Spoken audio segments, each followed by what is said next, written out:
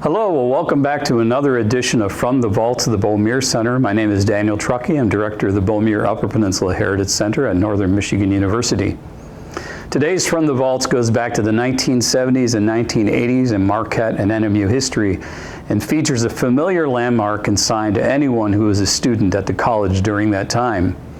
Our featured object is the sign from the Alibi Rock Theater, which was located at the corner of Sugarloaf Avenue and Wright Street, kitty corner from Myland Hall, one of our dormitories here at the university. The site is now Motion's Gym, but for close to 2 decades was one of the most popular hangouts for NMU students, community members, especially if you're under the age of 21. The Alibi opened in the early 1970s and was part of a chain of clubs owned by Dick Anderson, an entrepreneur from Mount Pleasant. He opened his first Alibi bar in Mount Pleasant, close to the Central Michigan University campus, and it was so successful he opened 3 other Alibis, one in Grand Rapids, one in Big Rapids, and the other in Marquette. All of these clubs are located near college campuses, which was an intentional marketing tool. For in 1972, Michigan lowered the legal drinking age to 18 from 21.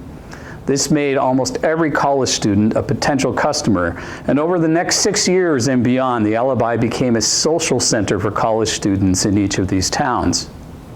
In 1978, Michigan increased the drinking age to 19 and then to 21 by the end of the year, which meant for bars like the Alibi, they were going to lose revenue from alcohol sales. Regardless, they still allowed people 18 and over to enter as long as they were stamped with an under 21 stamp on their hand.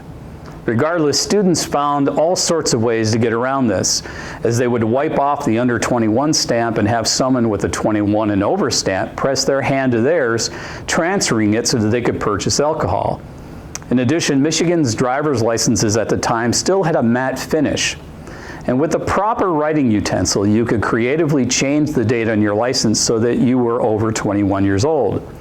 In truth, there were many underage people who were able to get served at the Alibi, whether they used altered IDs or copied hand stamps or nothing at all.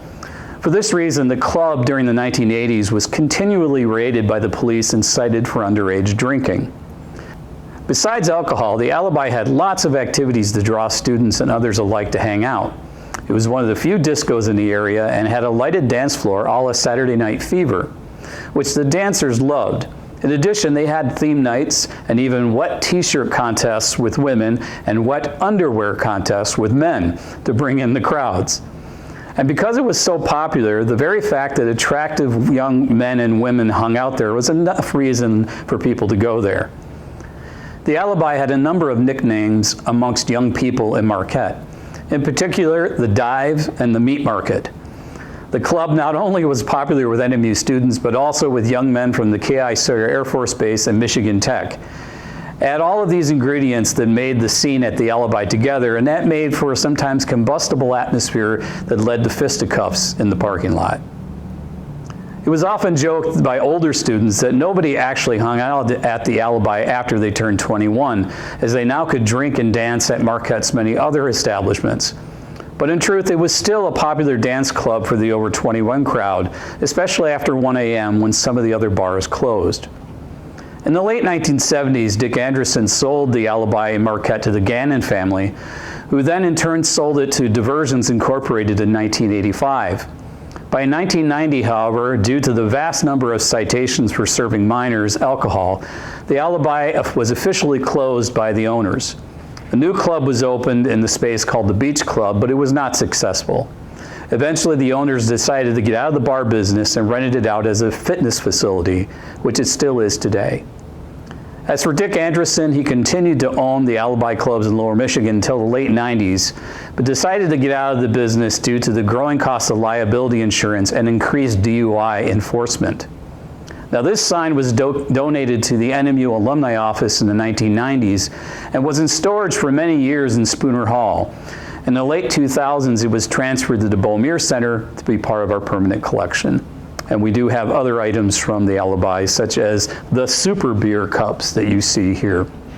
So thanks for joining us for this wonderful edition of From the Vaults. We hope it brings back some great memories to you former NMU students.